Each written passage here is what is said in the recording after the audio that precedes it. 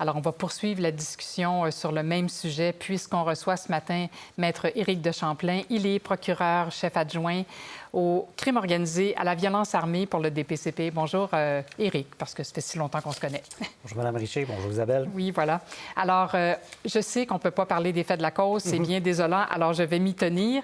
Mais imaginons une situation où il y a plusieurs personnes, plusieurs suspects qui sont dans une affaire. On en voit souvent des histoires de gangs de jeunes qui font un crime.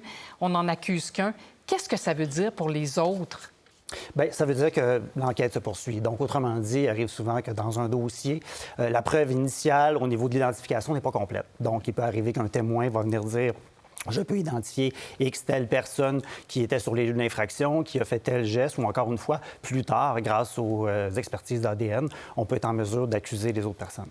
Bon, mais on l'a vu, en tout cas dans ce dossier-là et peut-être dans d'autres, même sans arme à feu, le DPCP peut porter des accusations qui sont relatives à une arme à feu. Bien, comme je vous le disiez tantôt, je ne pourrais pas commenter nécessairement le dossier, mais visiblement, le DPCP avait la preuve, était en mesure de démontrer hors de tout doute raisonnable qu'une arme à feu a été utilisée, qu'il y avait une possession d'arme à feu. Et je vous donne un exemple purement théorique. On arrive sur une scène de crime, on va trouver des douilles d'une arme à feu. On est en mesure de pouvoir savoir quel type d'arme a été utilisé à ce moment-là avec le calibre utilisé au niveau des munitions. C'est le bon sens. Là. Si on trouve un projectile ou une douille, bien, forcément, il y avait une arme à feu d'impliquée.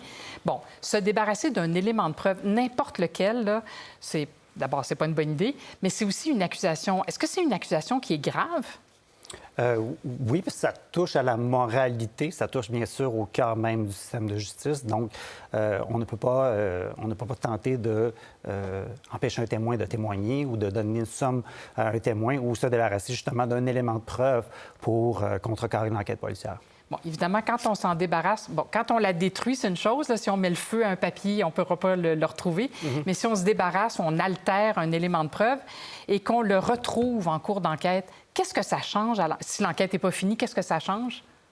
Il faudrait voir ce qu'on peut faire dire à cet élément de preuve. Donc, il faudrait voir s'il y a encore des moyens de faire une expertise dessus, que ce soit au niveau empreinte digitale ou même empreinte d'ADN ou autre. Donc, c'est très hypothétique, mais bien évidemment, il faut voir si on est dans un document qui est informatisé, bien, le document parlera de lui-même. Est-ce que ça arrive qu'on en trouve alors que l'enquête est close et qu'on est en plein procès? Ça doit être compliqué. De mémoire, je n'ai pas vu ça en plein procès, mais plus tard, être retrouvé plus tard dans le cadre d'un dossier, bien évidemment, ça peut arriver que l'arme à feu va être retrouvée chez quelqu'un dans une autre scène et que les expertises en balistique vont nous permettre de relier l'arme à une scène de crime en tant que telle. Oui, ça aussi, c'est quelque chose qu'on doit garder en tête, c'est qu'une arme à feu, bien souvent, sert dans plusieurs crimes. Exact. Donc, il peut arriver que sur une scène de meurtre, on ne retrouve pas l'arme à feu, mais que plus tard, dans un dossier tout simplement d'interception de personnes dans le véhicule où on retrouve l'arme à feu, les expertises vont nous permettre de relier cette arme à feu parce que chaque arme laisse une empreinte sur la douille en question et sur le projectile qui a été frappé. Bon, parlant d'armes à feu, là, on peut évidemment garder une arme à feu dans une résidence si on a les permis requis, mais je suppose qu'on doit la garder d'une certaine façon. Ça ne traîne pas sur la table à café, là, on se comprend. Dans tous les cas, les armes à feu ne peuvent pas être autrement que déchargées et barrées d'une certaine façon, c'est-à-dire soit avec un verrou sur la gâchette, si on peut le prendre ce terme-là, ou encore dans des armoires qui sont barrées.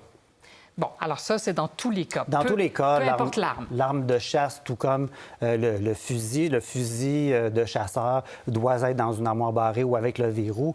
L'arme à autorisation restreinte ou prohibée, l'arme à autorisation restreinte, qui est le fusil policier habituel, bien, il doit avoir le loquet dessus et mis dans une caisse fermée à clé. Là, je vois arme à feu prohibée, chargée sans être titulaire d'un permis, d'une autorisation. Alors, une arme à feu prohibée, est-ce que c'est seulement une arme à feu comme celle que les policiers portent? Les policiers portent une arme, ce qu'on appelle à autorisation restreinte. Ah oui, sûrement pas prohibée. Qui est une autre partie du code à l'article 95. Là. On peut commettre l'infraction par la possession de l'arme prohibée, tel que mentionné dans l'acte d'accusation. Une arme prohibée, c'est des armes avec des petits canons, 105 mm, ou les armes à fusil automatique, comme les mitraillettes. ou les armes qu'on fabrique soi-même, là, qu'on monte nous-mêmes. Oui, les fameux ghost guns voilà. rentrer justement dans cette définition-là. Bon. Alors, et ça, c'est vrai pour toutes les armes à feu. Par exemple, les armes de chasse, elles doivent être... Je fais du coq à l'âne, mais je ne vais pas vous perdre. Une arme à feu, il y a bien des gens qui ont des armes de chasse. Alors, les armes de chasse doivent être gardées aussi, entreposées, comme selon des règles données. Effectivement, c'est le même règlement sur l'entreposage et l'utilisation des armes à feu qui existe, que ce soit pour les armes de chasse, pour l'entreposage. Et à l'article suivant, on appelle ça les armes sans autorisation, sans restriction, pardon, et bien sûr les autres types d'armes. Et ça, essentiellement, là, pour vulgariser au plus simple, là, l'arme doit être déchargée avec un verrou dessus ou barrée sous clé dans une armoire sécurisée. Bon. Alors, tout ça est très clair. Éric de Champlain, merci beaucoup d'être passé en studio. Ça fait plaisir, Mme Richer. Au revoir. Pour voir nos émissions en entier, rendez-vous sur la chaîne Ici RDI.